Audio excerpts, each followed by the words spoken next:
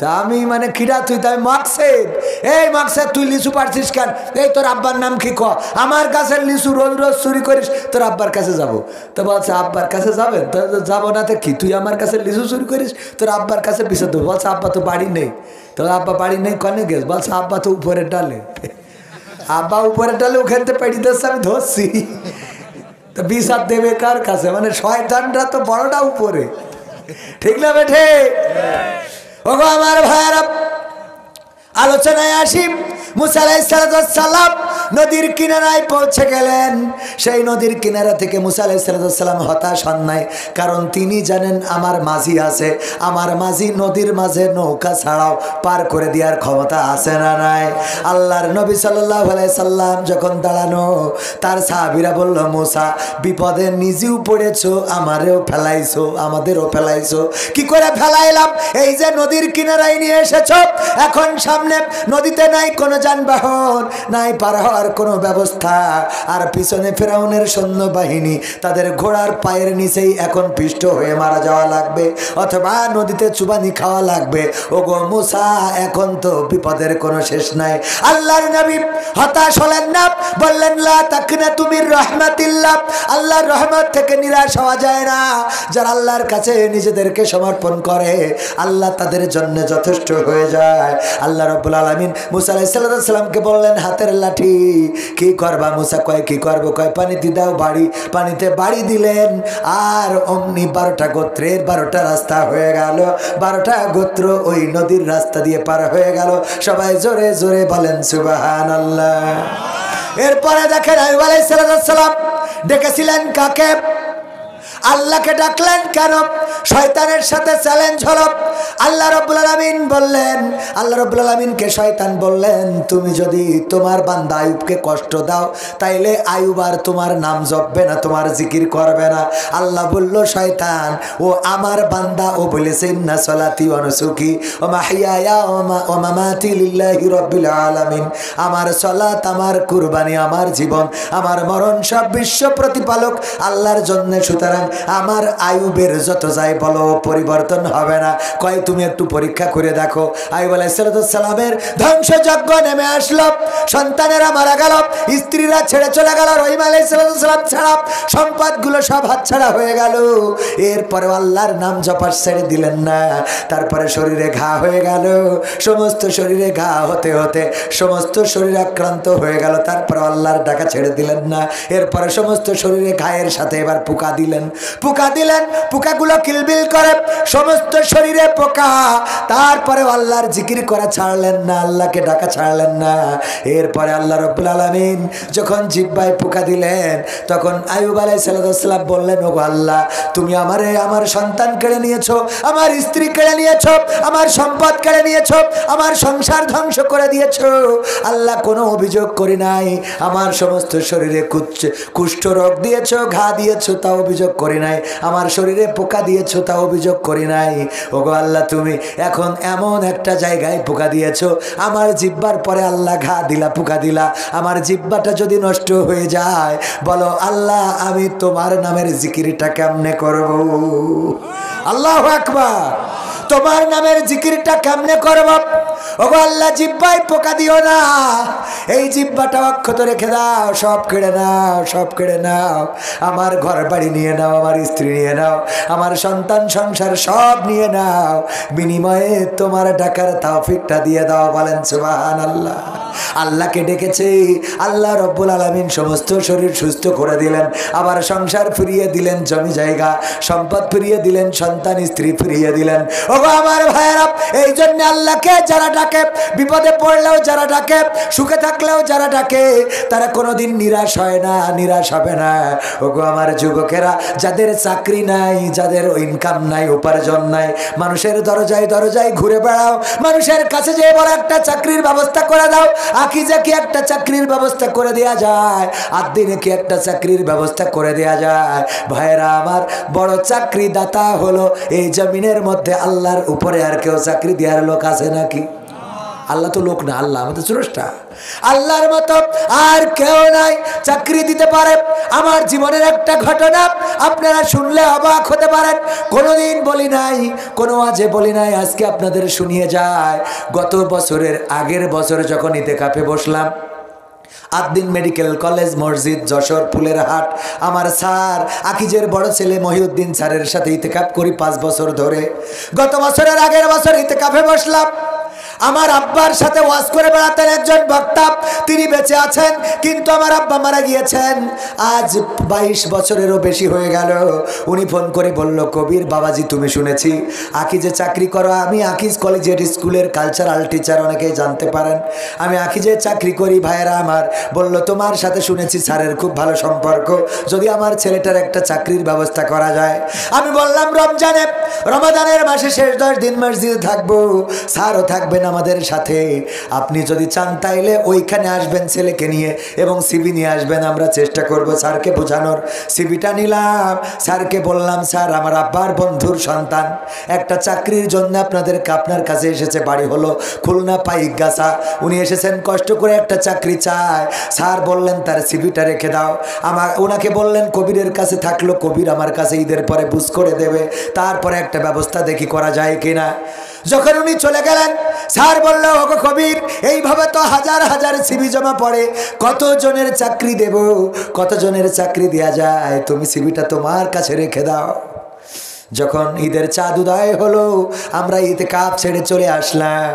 ওই সিভিটা আমি এখন বাড়ি নিয়ে যাব নাকি কোম্পানিতে দেব বুঝে পাচ্ছি না, কি করা যায়। ওই সিভিটা আল্লাহর ঘরে আল্লাহর কাছে ফরিয়াদ করলাম, আল্লাহ যেই উদ্দেশ্যে তোমার ঘরে সেই সিভিটা জমা দিয়ে গিয়েছিল, তুমি চাইলে এই সিভির একটা ব্যবস্থা করে দিতে পারো। মসজিদে রেখে চলে আসলাম।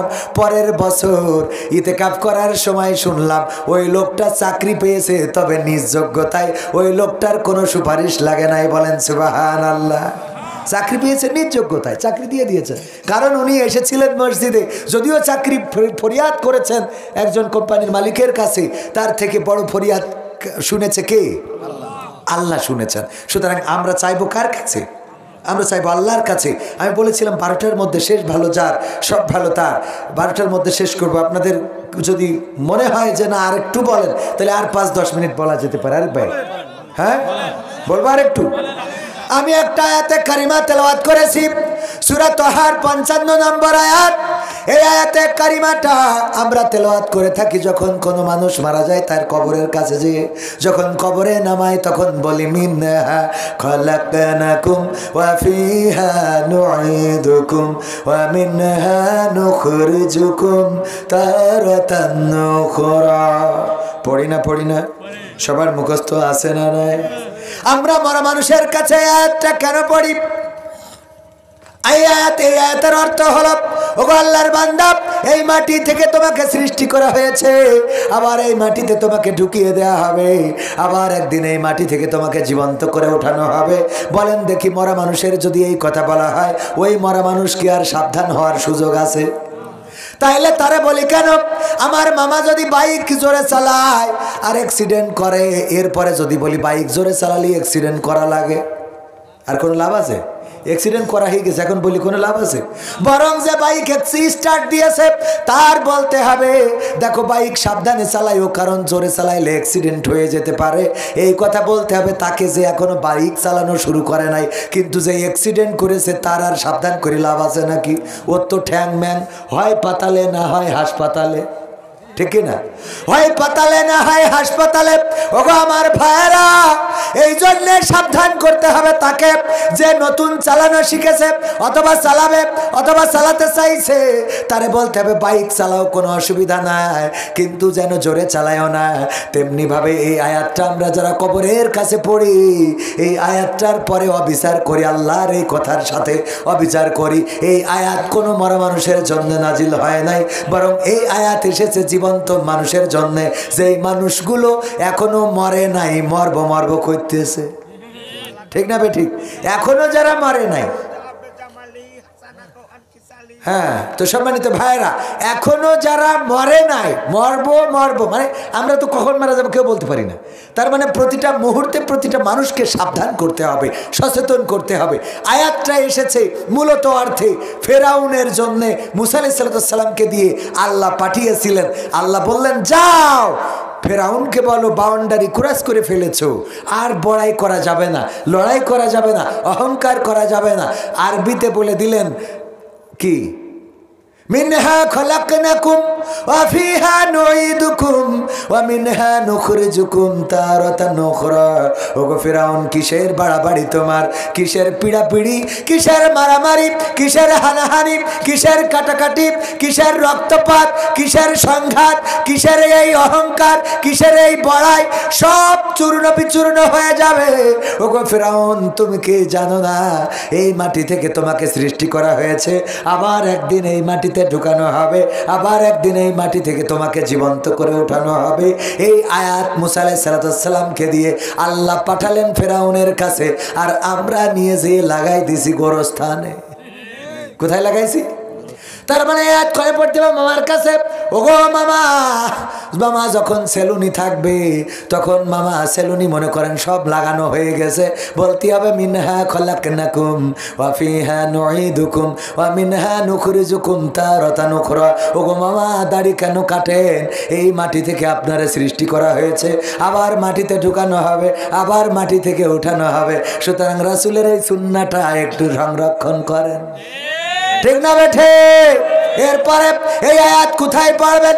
এলাকার মেম্বার টিউকল চাইছিলেন, টিউকল আপনার বড্ড দরকার, কিন্তু আপনার না দিয়ে ও এক প্রবাসীর বোর দিয়ে থুয়েছে, কারণ ওর সাথে ভালো রিলেশন, ঠিক না বে ঠিক?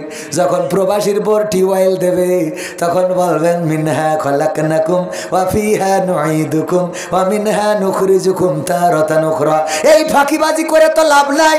টিউবওয়েল দিয়েছে গরিবদের জন্য, আর তোমার সাথে প্রবাসীর বোর একটু দেওর ভাবির সম্পর্ক, তাই তুমি কলটা ওখানে দিয়ে দিলে না, এটা করা যাবে না। তোমার কি মনে হয় না তুমি এই পৃথিবীতে এসেছো, আল্লাহ তোমার এই মাটি থেকে সৃষ্টি করেছে, আবার মাটিতে ঢুকাবে, আবার মাটিতে উঠাবে, আল্লাহর কাছে দাঁড়ানো লাগবে। সুতরাং ভাবিকে নয় বরং গরিবকে এই টিউবওয়েল দিতে হবে। চেয়ারম্যানকে বলতে হবে, ওগো চেয়ারম্যান, সয়াবিন তেলের বোতল আপনার খাটের নিচে, কারণটা কি? এসেছে তো গরিবদের জন্য। ওগো চেয়ারম্যান, আপনার কি মনে হয় না মিনহা খলাকনাকুম ওয়া ফিহা নুঈদুকুম ওয়া মিনহা নুখরিজুকুম তারাতান উখরা। ওগো আমার যুবকেরা, লাইলাতুল ফেব্রুয়ারিতে যারা আই লাভ ইউ আছে না নাই?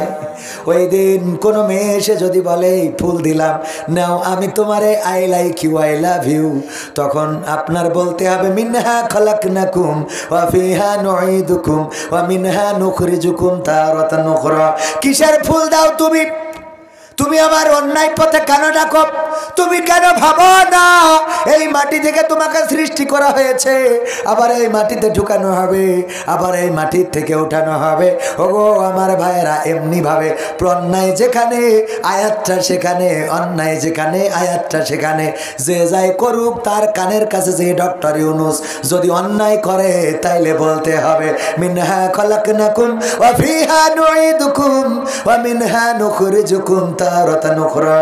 ওগো ডক্টর ইউনূস সাহেব, আর সুদ খাওয়া খাওয়ি চলবে না, আর কোনো বাড়াবাড়ি চলবে না, আর কোনো মারামারি চলবে না। আল্লাহর আইন মতো দেশ যদি চালান আমরা সাথে আছি। ওগো ডক্টর ইউনূস সাহেব শোনেন, এই মাটিতে আপনার বানাইছে, মাটিতে ঢুকাবে, মাটিতে উঠাবে, আল্লাহর কাছে দাঁড়ানো লাগবে। সুতরাং সাবধান হয়ে যান। ওবায়দুল কাদেরের বলার দরকার আছে না নাই? ওগো ওবায়দুল কাদের, টাকা দিয়ে মোবাইল কিনলাম, আর তুমি বলো এই মোবাইল কে দিয়েছে, ঠিক না বেঠে? আমরা টাকা দিয়ে কিনলাম, আর তুমি বলো এই মোবাইল কে দিয়েছে? এই মোবাইল আমি সরকার দিয়েছে।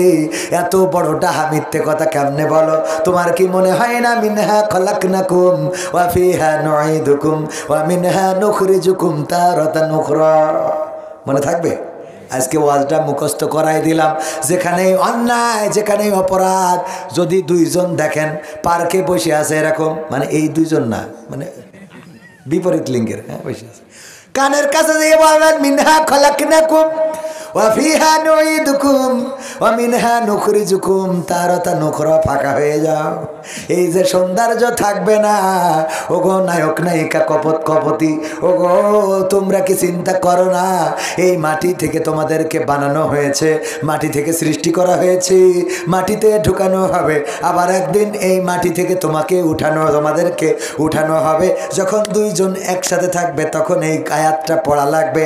এমনি ভাবে এই সব জায়গার জন্য এই আয়াত নাজিল হয়েছে। আর আমরা এই আয়াত নিয়ে যেয়ে গোরস্থানে মেরে দিয়েছি। গোরস্থানে ওই মরা মানসির যখন বলি মিনহা খলাকনাকুম ওয়া ফিহা নুঈদুকুম ওয়া মিনহা নুখরিজুকুম তারাতান উখরা, ওই মরা মানুষ যদি কোনোভাবে কাফন এই দড়ি বান্ধা থাকে বলে, যদি দড়ি বান্ধা না থাকতো হাত বের করে থাপ্পড় বসাই দিত, থাপ্পড় বসাই দিত। আমার তো খেলা পাই না, আমার তো আজকের থেকে শুরু। আমার সাবধান করি লাভ কি? সাবধান তুই হ, বলতো না ও বলতো তুই হ। আমি তো করিনি, চার দোকানে বসে তাস মারিছি, পরিমণি মারিছি, সিরিয়াল মারিছি, ওই প্রবাসীর বোর বেড়া ভেঙে বেড়াইছি। আজকে আমার খেলা ভাই না, তুই শিগগিরই বেড়া ভাঙা বাদ দে। কথা কয় না, আবার ওই আপনার পাবনার বেড়া না, পাবনার বেড়া উপজেলা না, এ উপজেলা আলাদা, ও অসুবিধা নেই, পানি পড়বে, গরিব মানুষ। ওগো আমার ভাইরা, সুতরাং আমরা পরিবর্তন হওয়ার দরকার আছে না নাই? আমরা যেগুলো পড়ি বুঝে তো পড়ি না, আর যাদের কাছে পড়া হয় তারাও বোঝে না। একবার এক হুজুর ওয়াজ করেছে সব আওয়ামী লীগের বিরুদ্ধে, সব হাসিনার বিরুদ্ধে, সব জয়ের বিরুদ্ধে, বঙ্গবন্ধুর বিরুদ্ধে। পাশে থাকা আমার মামার মতো এক নেতা বলছে, হুজুর আপনার কিন্তু স্টেজতে নামতে দেবো না, ঠ্যাং খুলে কাঠের ঠ্যাং লাগাই দেবো। কেন? আপনি সব তো আমাদের নেত্রীর বিরুদ্ধে বললেন, আমার শেখ হাসিনার বিরুদ্ধে বললেন। হুজুর বলছে অসুবিধে নেই, আমি মোনাজাতের সময় ঠিক করে দিবানে। মোনাজাতের সময় হুজুর দেখলাম মোনাজাতের সময় যদি আমি সুন্দর করে বাংলায় ওয়াজ করি, ভাই আল্লাহ তুমি শেখ হাসিনার ক্ষমা করে জান্নাত দাও, তাইলে তো ইরা কাঠি খোলা যেমন তেমন শ্রোতারা কাঠি খুলিয়ে দেবে। ঠিক না ভাই? ঠিক, শ্রোতাদেরও ভয় পাবে। হুজুর বললেন আবার দোয়ার সময় এসে কন যে মাফ করি দাও। হুজুর দেখলো দুইটা দলই ঠিকঠাক, যারা বোঝে আর যারা বোঝে না। আমার মামা বা মামার মতো নেতা পাশে বসা, হুজুর দোয়া করতেছে, রব্বানা আতিনা ফিদ দুনিয়া হাসিনা ওয়া ফিল আখিরাতি হাসিনা ওয়া কিনা আযাবান নার। উনি নেতা বলতে যাক হুজুর আপনি আরবি দিয়ে হাসিনার নাম ধরে দোয়া করলেন, ভালো লাগলো। আসলে হাসিনার নাম ধরে দোয়া করলো, কথা কয় না। এরকম যারা বোঝে না তারা উল্টো পাল্টা পড়ে, যেখানে যা পড়া দরকার না সেখানে তাই পড়ে, যেখানে যা দরকার না সেখানে তাই রাখে। আর আমরা আমাদের প্রয়োজন মতো তো কিছু লিখে নিয়েছি। যেমন দেখবেন যে টিরাকে সারাদিন গাছ বয়, ওদের গাছের দরকার, আর যে পৃথিবীর গাছগুলো কেটে টিরাকে সাজাইয়েছে উঁচু করে, ওর পিছনে লেখা রয়েছে গাছ লাগান পরিবেশ বাঁচান। শয়তান, গাছ লাগান পরিবেশ বাঁচান, আর ওর টিরাকে সব গাছ মেরে বই দিয়েছে। ঠিক না বে? ঠিক। টয়লেটে লিখে রেখেছে পরিষ্কার পরিচ্ছন্নতা ইমানের অঙ্গ। টয়লেটে লেখার জন্য এই হাদিস, পরিষ্কার পরিচ্ছন্নতা ইমানের অঙ্গ। আর বাসের মধ্যে লিখে রেখেছে নিশ্চয় আল্লাহ ধৈর্যশীলকে পছন্দ করেন। আছে না নাই? কারণ বাসে হেল্পার বলেছে সিট ভরা, পাবনায় যাবেন, কয় ওঠেন শিগগিরি, ঠেসে ঠেসে উঠা যায় না, বলছে ভিতরে যান সব ফাঁকা। অথচ গেটেরতে পার হওয়া যাচ্ছে না, ও ভিতরে সব ফাঁকা। কত বড় শয়তান, ঠেলে তোলবে, আসেন এই জায়গা আছে, আরে ভিতরে সব ফাঁকা, খালি চাইয়ে দেখেন। উইটে দেখা যায় ফাঁকা মানে কি, আপনার জামা কাপড় ব্লাউজ সায়া কোনো কিছু ঠিক রাখতে পারেন না। ঠিক না বে? ঠিক। এবার হঠাৎ রাগ হয়ে যায়, হেল্পারের কলার ধরবেন, ওই দেয়ালে দেখা যায় নিশ্চয় আল্লাহ ধৈর্যশীলকে পছন্দ করে, আল কুরআন। মাফ করে দিলাম। কত বড় শয়তান, বুদ্ধি করে কনে কি লিখে রেখেছে। এক মুরব্বী বাসে উঠেছে, উঠে ওর বোর কোলের মধ্যে বসাই নিয়ে বসে আছে, বুড়ো খুনখুনি। তো বউ বুড়ি, তো ওই ইয়াং ফুলা পান ওরা দেখে ওদের খারাপ লাগছে যে বুড়ো এরকম করে ধরে থাকবে কেন, এখন কি লাইলাতুল ফেব্রুয়ারি, ওদের একটা বয়স তো থাকা লাগে। তো পাশে আমার মামা ছিল, মামা বলছে মুরব্বী একটু সাইড করলে হয় না? বলছে কেন? তো দেখছেন না ফুলাপান হাসাহাসি করছে যে একদম কোলের মধ্যে নিয়েতে, বুঝলেননি? একটু মুরব্বী একটু। তা বলছে যে তুমি মনে হয় লেখাপড়া জানো না। তো জানবো না কেন? লেখাপড়া জানলে ওখানে কী লেখা রয়েছে দেখো দিন, কী লেখা রয়েছে দেখে, লেখা রয়েছে নিজের মাল নিজে সাবধানে রাখুন, নিজ দায়িত্বে রাখুন। হ্যাঁ, তো এখন আমার মাল আমি সাইডে দিতে হবে তোমার ফাঁকাও পাইছি। কথা কি বোঝা গেছে? নিচের মাল নিজ দায়িত্বে রাখুন, সাবধানে রাখুন। আমার ভাইয়েরা, এই জন্যে প্রয়োজন মতো কিছু কথা নোট করে রেখে দেয় যে এই কথাটা খুব দরকার, এই কথাটা এই জায়গায় যাবে। যেমন ফকিররাও এখন কোরআন জানলে ওরা ভিক্ষে করতো, ইন্নাল্লাহ আশতারা মিনাল মুমিনিনা আনফুসাহুম ওয়া আমওয়ালাহুম বিআন্না লাহুমুল জান্নাহ। ওরা আয়াত জানে না, তাই এই কথা বলতে পারে না। আর এখনকার ফকিররা অবশ্যই আয়াত না জানলেও স্মার্ট হয়ে গেছে। আমার বাড়ি এসেছে এক ফকির ভ্যানে করে, কিসে করে? আমি বললাম ভ্যান তো চেনেন, ভ্যান একজন ড্রাইভারও আছে, ওতে একটা মাইক লাগানো, ওই ভ্যান পার্কিং করে তো ওই ড্রাইভার বাড়ি বাড়ি ওই গামলা নিয়েতে আসে। তা আমি ওর বলতেছি, ভাই আপনি এত ভালো মানুষ, আপনি তো মানুষ না, আপনি তো বেরেশতা। তো এত ভালো মানুষ যখন এই লোকটারে ভ্যানে করে নিয়ে বেড়ান মানুষের বাড়ি বাড়ি থেকে, তো এর থেকে ভালো লোকটারে বাড়ি রেখে দিয়ে আপনি ভ্যান চালাইয়ে ওরে তো খাওয়াইলেই হয়। কয় হুজুর আপনি মনে হয় বুঝতে পারেননি। কেন? তো বলছে আসলে আমি ওনার চালাই নে, উনি আমার চালায়, উনি আমার। বলছে ভ্যানও ফকিরির, ও মাইকও ফকিরির, আমিও ফকিরির। আমি ফকিরির আন্ডারে চাকরি করতেছি। ও নিয়ে আসি সকালে, এই বাড়ি বাড়ি তুলে দিয়ে আমার মাসে একটা বেতন আছে। আল্লাহ, ও তো ফকির না, ও তো বস, ও তো কফিল মালিক, ওর আন্ডারে চাকরি করে, মাসে একটা বেতন পায়। তাই বলছি তা ফকির কোনো কথাবার্তা কয় না, মাইক লাগাই রেখেছ কেন? বলছে ওনার হিসেব হইলো এত বইলে পারে কিনা। একবার রেকর্ডিং করে থুয়ে দিয়েছে, ওই ব্যাটারি চার্জ দেবে আর হবে, ও বলবে না, ওর অত সময় করে, ওরা খালি শুয়ে রয়েছে ভ্যানের পরে, গোটোমোটো হয়ে শুয়ে রয়েছে, খুব অসুস্থ, ভাব দেখাচ্ছে যে অসুস্থ। মানে বইলেও ভিক্ষে করতে রাজি না। আপনাদের পাবনায় সাথিয়ায় সাইনবোর্ডে লেখা রয়েছে যে ভিক্ষুক মুক্ত উপজেলা, ফকির মুক্ত, ভিক্ষুক মুক্ত উপজেলা। দেখেন না, ওর নিচে বসিতে একজন ভিক্ষে করতে, যে একজন এসে বলছে ফকির তুমি কি লেখাপড়া মোট করনি? তা বলছে কেন? তো বলছে লেখাপড়া করলি তো তুমি অন্তত ভিক্ষে করতে, ঠিক আছে, ইকেনে তো করতে না কেন? তা বলছে সাইনবোর্ডে লেখাকে তুই এর নিচে করছিস কি? সাইনবোর্ডে কি লেখা বাবা? তো লিখেছে ভিক্ষুক মুক্ত অঞ্চল। তো বলছে ভিক্ষুক মুক্ত, তো তা ঠিক আসতো, ঠিক আসতো, তুই ভিক্ষে করছিস? কাছে ভিক্ষে করছি না তো আমি, ওখানে লিখাও ঠিক আছে, আমিও ঠিক আছি। কি? তা বলছে আমি তো ভিক্ষে করছি না, আমি এখানে সাহায্য তুলছি। ও কি তুলছে? সাহায্য। বলছে ভিক্ষে চালি অল্প করে দেয়, ওতে হয় না, ডাইরেক্ট সাহায্য নিচ্ছি। ও লিখাও ঠিক আছে, ও ঠিক আছে। ভাই রে, যাই হোক, অনেক কথা বললাম। বিশেষ আকর্ষণ হিসাবে দু একটা কথা বোঝানোর জন্যে, উদাহরণ দিতে, ঘটে যাওয়া ঘটনা, পারিপার্শ্বিক ঘটনা বলতেই হয়, বলা প্রয়োজন হয়। তো যেই আলোচনাটা ছিল, আলোচনাটা কি ছিল? যে আমরা অন্যায় যেখানে দেখব সেখানেই একটা আয়াত পড়ব। কোনটা? মিনহা খলাকনাকুম ওয়া ফিহা নুঈদুকুম ওয়া মিনহা নুখরিজুকুম তারাতান উখরা। এই আয়াতটার অর্থটাও আমরা করে দেব। ভাই, যে একজন বিড়ি খাচ্ছে, কায়দা করি মনের সুখে,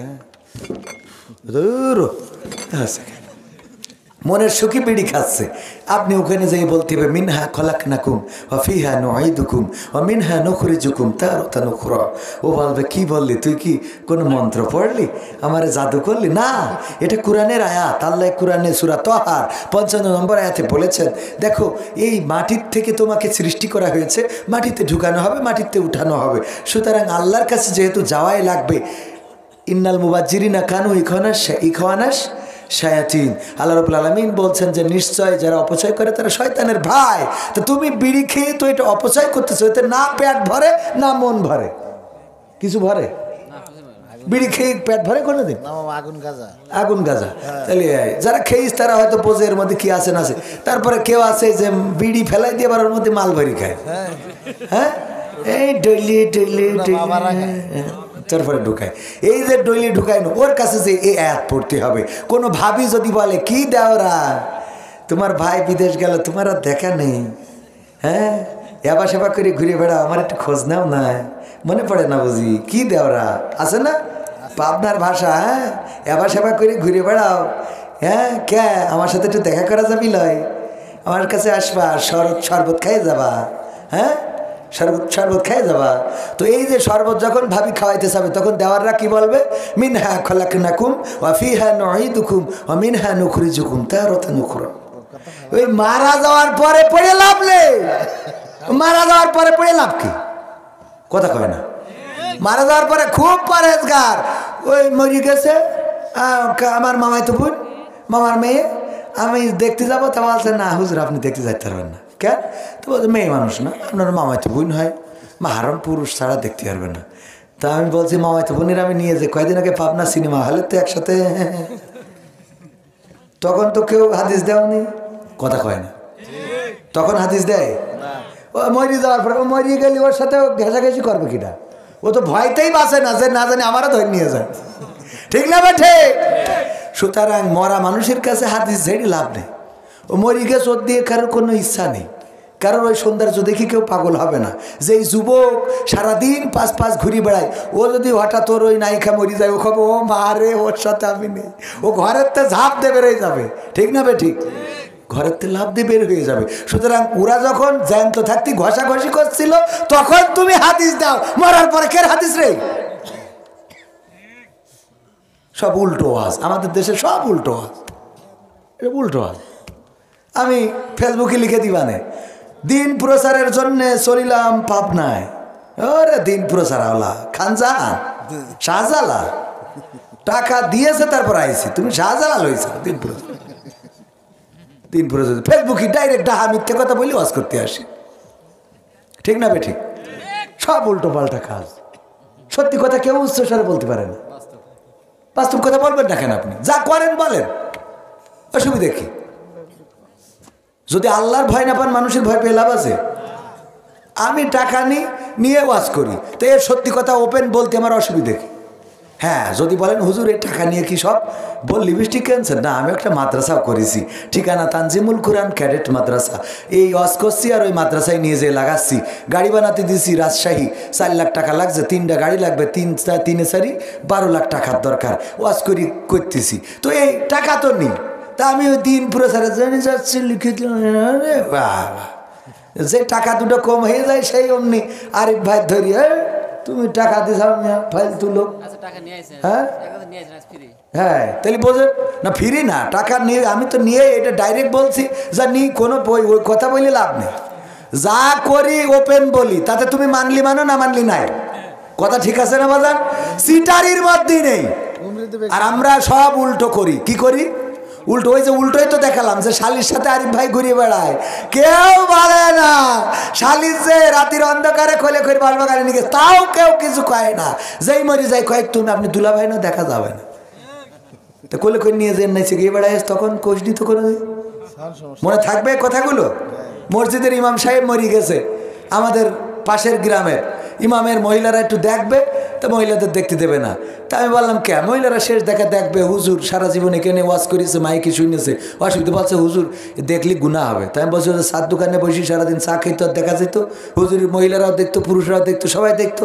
তো তখন তো কোনোদিন বলেননি গুনাহ হবে, এখন এসে গুনাহ আসছে। এইটুক দেখায় গুনাহ হয়, দেখ খোলেন, একটু গুনাহ হলে কী হয়? এত সব কী করবেন ভাই? কথা ওপেন বলবেন, দেখবেন পরিবেশটা সুন্দর হয়ে যাবে, সমাজটা সুন্দর হয়ে যাবে। বলবেন না এই সমাজ সুন্দর হবে? ওগো আমার ভাইয়েরা, এটা গেল আমার মূল আলোচনা। আর শুরুর আলোচনা ছিল আমরা বিপদে থাকি, মুসিবতে থাকি, ডাকবো কার? আল্লাহ রাব্বুল আলামিনকে ডাকবো। রাতের অন্ধকারে পেট ব্যথা শুরু হয়েছে, দম বন্ধ হয়ে যায়, হার্ট স্ট্রোক করবেন, ওই সময় ডাক্তার ডাকতেও সময় লাগে, কিন্তু আল্লাহকে ডাকতে সময় লাগে আল্লাহকে ডাকতে সময় লাগে না। আপনি যদি বলেন আল্লাহ আল্লাহ আল্লাহ, যদি একবার বলেন ওগো আল্লাহ আমি কষ্টে আছি, তুমি সাড়া দাও, আমার আল্লাহ 10 বার ডাকের সাড়া দেন, বলেন সুবহানাল্লাহ। আমার আল্লাহর নবী বলেছেন যদি কোনো বান্দা তার আল্লাহর দিকে, তার রবের দিকে 1 কদম বাড়িয়ে দেয়, আল্লাহ রাব্বুল আলামিন তার কুদরতটা তার দিকে 10 কদম বাড়িয়ে দেন, বলেন সুবহানাল্লাহ। ডেকেছিলেন এও গাওয়া লাগবে, দেখো তাহলে এটা কি ওরে বাবা 12:30 বাজ দিকেছে। আচ্ছা ঠিক আছে, আলোচনা আপনাদের যারা ছিলেন তাদের তো অন্তত কষ্ট হয় না, হয়েছে? এই শীতের রাত মাহফিল আসলে হজবরলা করে ফেললে সেই মাহফিল সুন্দর হয় না, মাহফিল ছোট করেন।